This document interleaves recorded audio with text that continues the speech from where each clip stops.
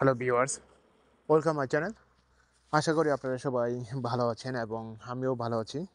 আমার নাম পরাণ, আমি রোমানের সুসোভা শহর থেকে বলছি।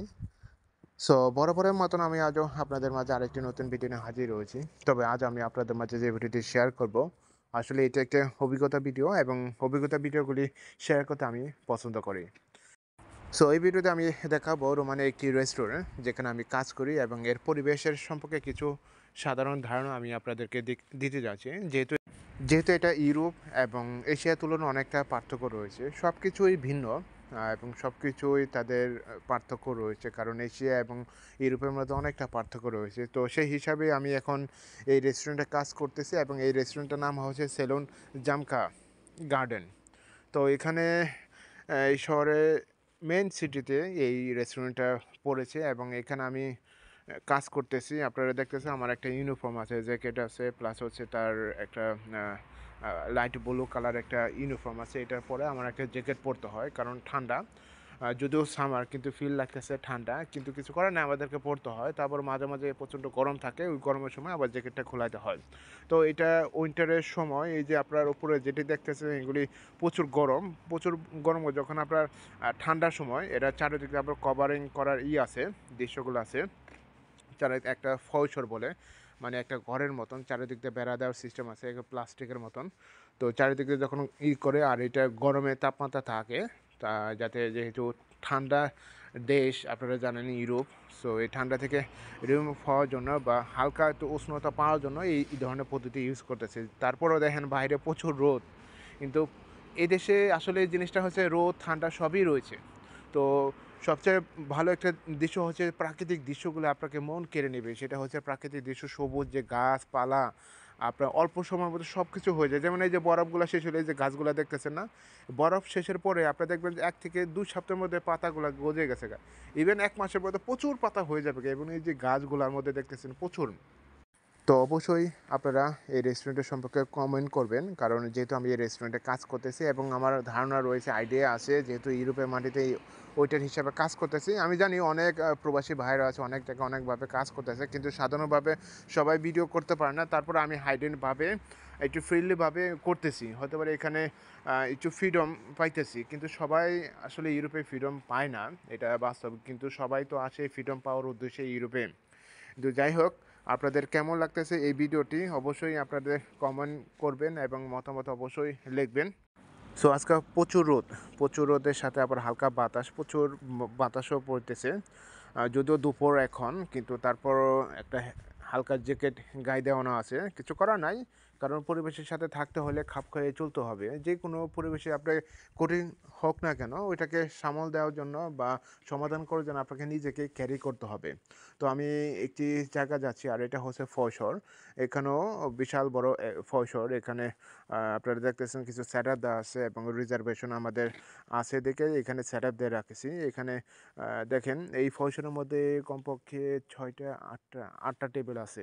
8টা টেবিলের মধ্যে প্রত্যেক টেবিলে আবার 6 জন করে। তো এইভাবে দেখা যাচ্ছে প্রায় 50 থেকে 60 জনের মধ্যে মানে কভার করতে পারেন। আর আবারও বলতেছি, এই ওই যে উপরের দৃশ্যগুলো দেখতেছেন, একটা হালকা কি বলে এটা, মানে তাঁবুর মতন, কিন্তু প্রচুর গরম। শীতের সময় এটাকে প্রচুর সহযোগিতা করে, যেটাকে বলে মানে ঠান্ডা থেকে। আর পাশে দেখতেছেন ওই যে যেটার কথা বললাম, যে একটা মানে চারিদিকে আটকে দেয়, এটা চারিদিক দিয়ে যখন আটকে দেয় তখন গরম লাগে। আর একটা হচ্ছে সেট আপ দেওয়ার কিছু দৃশ্য, এখানে অলিভ অয়েল আছে, ভিনেগার আছে, তারপর হচ্ছে যে সারে মানে লবণ আছে। আহ, তবে আরেকটা জিনিস দেখবেন আপনারা, এই ইউরোপের মধ্যে যেটা আমি দেখে খুবই অবাক হয়েছি, আর সেটা হচ্ছে রেস্টুরেন্টের প্রত্যেকটা টেবিলে আপনার ওই অ্যাস্ট্রে দেওয়া আছে। আর অ্যাস্ট্রে মানে প্রত্যেক মানুষই, আমি দেখলাম এখানকার মানুষেরা সিগারেট খায়, সিগারেট ছাড়া তারা দেখি থাকতেই পারে না। মানে একটা টেবিলে বসলে 2-3টা সিগারেট ছাড়া তারা ওঠেই না, আমি এটাই দেখলাম। খালি এখানে না, আমি প্রায় বাইরেও দেখি সবাই সিগারেট খায়। তো সিগারেট খাওয়ার এখানে নেশা না পেশা আমি এটা বুঝতে পারি না, কিন্তু যাই হোক, সিগারেট তো সবাই কম বেশি খায়। হতে পারে আমি খাই না, আমি আমার বাস্তব জীবনে যেটা বলতেছি, আমি সিগারেট খাই না। হতে পারে অন্য সিগারেট খাই না। তো এই সিগারেট সবাই খায়, এই জিনিসটা আমি দেখলাম। এবং প্রত্যেকটা টেবিলেই এক্সরে দেওয়া থাকে। আমাদের যতগুলো টেবিল, প্রায় 70 70টা টেবিল আছে, 70টা টেবিলে সকালে প্রায় আশ্রয় দিতে হয়। কিছু করার নাই, সবাই দেয়, সবাই কাজ করতে হয়, কাজের মধ্যে কোনো ভেদাভেদ নাই। তো আশ্রয় দিতে হয়, মাতোরা দিতে হয়, আরও ওগুলা ক্লিন করতে হয়, কুরাত করতে হয় অনেক। তবে টুকটাক কিছু ভাষা আমি আপনাদেরকে বলি, যেমন যদি কাস্টমার কোনো ক্লায়েন্ট আসে তখন আমি তাদেরকে অফার করি যেটা সামনে দিয়ে যেতে হলে দেখা যায় কাস্টমারে কই যখন বোনাজিয়া কই দুপুরের দিক দিয়ে আসার পরে তাদের যেখানে ইচ্ছা, তাদের মনে যখন যেটা ভালো লাগে কোন টেবিলে বসে তাদের ওপর ডিপেন্ড করে, কখনো অফার করতে পারবে না। তবে এনি টেবিল তারা চুজ করতে পারে। টেবিলে চুজ করার পরে তারা বসার পরে হচ্ছে যে আপনার মেনু দিতে হয়, একটা হচ্ছে ড্রিঙ্কস মেনু আর একটা হচ্ছে ফুড মেনু, দুইটাই মেনু তাদেরকে দিতে হয়। আবার বলার পরে তারপর হতে পারে যার সেকশনে যে আসে ওই সেকশনে থাকানোর পরে ওয়েটিংয়ে থাকে। যখন কাস্টমার দেখছে যে কিছুটা সময় মেনু রিড আপ মানে কি পড়া দেখার পরে কিছু স্তব্ধ করে রেখেছে, অর্থাৎ দেখা যাচ্ছে যে মেনুটা নিচে রেখে দিয়েছে, তখন বোঝা যাবে যে কাস্টমার এখন অর্ডার দিতে প্রস্তুত।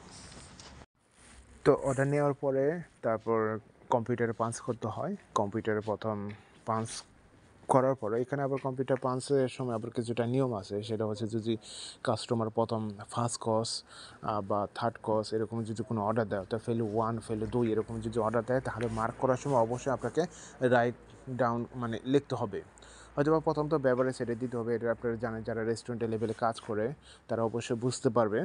তো ড্রিঙ্কস দেওয়ার পরে তারা ফেলো 1 অর্থাৎ স্যুপ আইটেমে যারা যে স্যুপগুলো অর্ডার দিচ্ছে তাদেরকে দিতে হবে। তারপর স্যুপ খাওয়া শেষ হওয়ার ফলে তারপর মেন কোর্স দিতে হয় ফেলো 2। এভাবে তাদেরকে সার্ভিস করতে হয়। তো সার্ভিস শেষে একটা জিনিস যেটা দেখতে পেয়েছি আমি, মোটামুটি ভালো আইডিয়া হয়েছে যেহেতু এখানে কাজ করতেছে এবং কন্টিনিউভাবে চলতেছে। তো আমার ছিল এটা দ্বিতীয় সামার। তো দ্বিতীয় সামারের শুরুতেই খুব ভালো অভিজ্ঞতা হয়েছে, যেহেতু গত বছরে আমার সামারে ভালো একটা অভিজ্ঞতা হয়েছে, এবারও আরও ভালো অভিজ্ঞতা হবে, কারণ এবছরে কিছুটা ভাষা জানি। আর এখানে সাধারণত ওইটার হিসাবে সবাই কাজ করতে পারে না, যেটা আমি আপনাদেরকে বলতে যাচ্ছি, কারণ ভাষা না জানলে আপনি কখনো অর্ডার নিতে পারবেন না।